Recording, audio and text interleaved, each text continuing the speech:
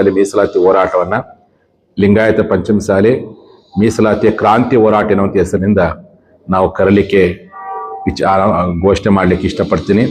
ಬಂಧುಗಳು, ಇವತ್ತು ಮಾಧ್ಯಮ ಗೋಷ್ಠಿಯಲ್ಲಿ ಕರೆದಿರ್ತಕ್ಕಂಥ ಉದ್ದೇಶ ಏನಂದ್ರೆ, ನಮ್ಮ ರಾಜ್ಯದ ಮುಖ್ಯಮಂತ್ರಿಗಳು ಡಿಸೆಂಬರ್ 12ನೇ ತಾರೀಕು ವಿಧಾನಸಭೆಯ ಅಧಿವೇಶನದಲ್ಲಿ ನಮ್ಮ ಸಮುದಾಯದ ಮೀಸಲಾತಿ ಕುರಿತು ಚರ್ಚೆ ಮಾಡುವಂಥ ಸಂದರ್ಭದಲ್ಲಿ ಅಧಿವೇಶನದಲ್ಲಿನೇ ಒಬ್ಬ ರಾಜ್ಯದ ಮುಖ್ಯಮಂತ್ರಿಗಳು ಈ ಪಂಚಮಸಾಲಿ ಸಮಾಜಕ್ಕೆ ಮೀಸಲಾತಿ ಕೊಡುವಂಥದ್ದು ಅಸಂವಿಧಾನಿಕ, ಅವರ ಹೋರಾಟ ಸಂವಿಧಾನ ವಿರೋಧಿ ಎನ್ನುವಂಥ ಹೇಳಿಕೆಯನ್ನ ಇಡೀ ಕರ್ನಾಟಕದ ಎಲ್ಲಾ ಲಿಂಗಾಯತರು ಪಂಚಮಸಾಲಿಗಳು ತೀವ್ರವಾಗಿ ನಾವು ಖಂಡಿಸ್ತೀವಿ ಅಂತ.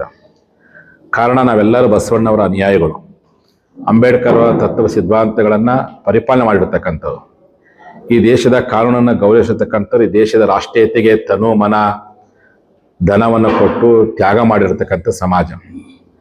ಬಾಬಾ ಸಾಹೇಬ್ ಅಂಬೇಡ್ಕರ್ ಅವರಿಗೆ ಎಲ್ಲ ರೀತಿಯಾಗಿರ್ತಕ್ಕಂಥ ಅವರ ಬದುಕಿನ ಎತ್ತರದ ಬೆಳವಣಿಗೆಯಲ್ಲಿ ನಮ್ಮ ಜನಾಂಗದ ಶಿಕ್ಷಣ ಮತ್ತು ಕಾನೂನು ಮಂತ್ರಿ ಇರ್ತಕ್ಕಂಥ ಸಿದ್ದಪ್ಪ ಕಂಬಳಿ ಅವರನ್ನ ಈ ಸಂದರ್ಭ ನೆನಪಾಡಕ್ಕೆ ಇಚ್ಛೆ ಪಡ್ತೇನೆ. ಅಂಬೇಡ್ಕರ್ ಅವರು ಸಹ ಸಿದ್ದಪ್ಪ ಕಂಬಳಿ ಅವರು ಚುನಾವಣೆ ನಿಂತಾಗ ಅವರ ಪರವಾಗಿ ಬಂದು ಹುಬ್ಬಳ್ಳಿಯಲ್ಲಿ ಬಹುಮತದಿಂದ ಆರಿಸುವ ಪ್ರಯತ್ನ. ಹೀಗಾಗಿ ಅಂಬೇಡ್ಕರ್ ಬಗ್ಗೆ ನಿಮ್ಗೆ ಬಹಳ ಅಕಾವಾರ ಗೌರವ ಇದೆ. ಅವ್ರು ಕೊಟ್ಟಂತ ಸಂವಿಧಾನದಂತೆ ಬದುಕಿರ್ತಕ್ಕಂಥ ಸಮಾಜ. ಲಿಂಗಾಯತರು ಸಂವಿಧಾನ ನಾವು ಪೂರ್ತಿಯಾಗಿ ಓದದೇ ಇರ್ಬೋದು, ಆದರೆ ಈ ದೇಶದಲ್ಲಿ ಸಂವಿಧಾನದಂತೆ ಪ್ರಾಮಾಣಿಕವಾಗಿರ್ತಕ್ಕಂಥ ಬದುಕಿರ್ತಕ್ಕಂಥ ಸಮಾಜ ಅದು ನಮ್ಮ ಸಮಾಜ, ನಮ್ಮ ಲಿಂಗಾಯತ ಸಮಾಜ, ನಮ್ಮ ಪಂಚಮಸಾಲಿ ಸಮಾಜ ಅಂತೇಳಿ ಬಹಳ ಹೆಮ್ಮೆಯಿಂದ ಹೇಳಿಕೆ ಇಚ್ಛೆ ಪಡ್ತೀನಿ.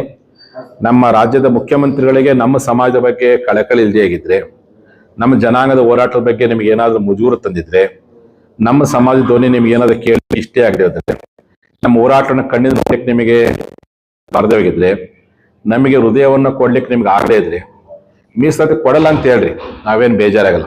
ಅದನ್ನ ಬಿಟ್ಟು ಇವರು ಹೋರಾಟ ಸಂವಿಧಾನ ವಿರೋಧಿ ಹೋರಾಟ, ಇದು ಅಸಂವಿಧಾನಿಕವಾಗಿರ್ತಕ್ಕಂಥ ಹಕ್ಕೊತ್ತಾಯ ಎನ್ನುವಂಥ ಮಾತು, ಅದು ಪ್ರಜಾಪ್ರಭುತ್ವದ ದೇಗುಲವಾಗಿರ್ತಕ್ಕಂತಹ ವಿಧಾನಸೌಧದಲ್ಲಿ ಮಾಡಿರ್ತಕ್ಕಂಥದ್ದು ನಿಜವಾಗ್ಲೂ ನಾವು ತೀವ್ರವಾಗಿ ಖಂಡಿಸುತ್ತೇವೆ.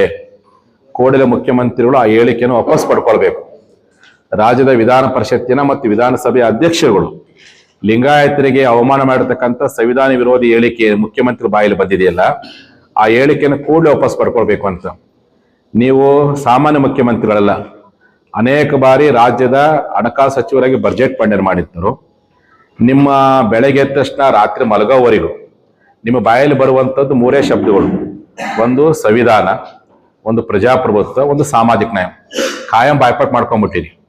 ಇಷ್ಟೆಲ್ಲ ಬಾಯ್ಪಾಟ್ ಮಾಡ್ಕೊಂಡಂತ ಮೂಲತಃ ವಕೀಲ ವೃತ್ತಿಯಿಂದ ಬಂದಿರತಕ್ಕಂಥ ನೀವುಗಳು ನಿಮ್ಮ ಬಾಯಲ್ಲಿ ಲಿಂಗಾಯತರಿಗೆ ಅವಮಾನ ಮಾಡುವಂತ ಸಂವಿಧಾನ ವಿರೋಧಿ ಅನ್ನುವಂಥ ಶಬ್ದ ಹೆಂಗ ಬರ್ಲಿಕ್ಕೆ ಸಾಧ್ಯ ಆಯಿತು? ಇದು ಅನ್ಲಿಕ್ಕಾದ್ರೆ ನಿಮ್ಗೆ ಹೆಂಗ್ ಮನಸ್ಸು ಬಂತು? ರಾಜ್ಯದ ಮುಖ್ಯಮಂತ್ರಿಗಳಾಗಿ ಲಿಂಗಾಯತರ ಸಂವಿಧಾನ ವಿರೋಧಿ ಆಗಿದ್ರೆ ನಾನು ವೋಟಿಂಗ್ ಪವರೇ ಇರ್ತಿದ್ದಿಲ್ಲ. ಲಿಂಗಾಯತರು ಸಂವಿಧಾನ ವಿರೋಧಿ ಹೋರಾಟ ಮಾಡೋದಾಗಿದ್ರೆ ಹಂಗ ಲಿಂಗಾಯತನೆಲ್ಲ ತೆಗೆದಾಕ್ಬಿಟ್ರೆ 36 ಜನ ಲಿಂಗಾಯತರಿನ MLA ತೆಗೆದಾಕ್ಬಿಟ್ರೆ. ಹಂಗಾರೆ ಲಿಂಗಾಯತ ಸಂವಿಧಾನ ವಿರೋಧಿ ಆಗಿದ್ರೆ ಲಿಂಗಾಯತನ ನಮ್ಮ ಹೋರಾಟಕ್ಕೆ ಬರ್ಲಿಕ್ಕೆ ಯಾಕೆ ಪ್ರೇರಣೆ ನೀಡಿದ್ರಿ?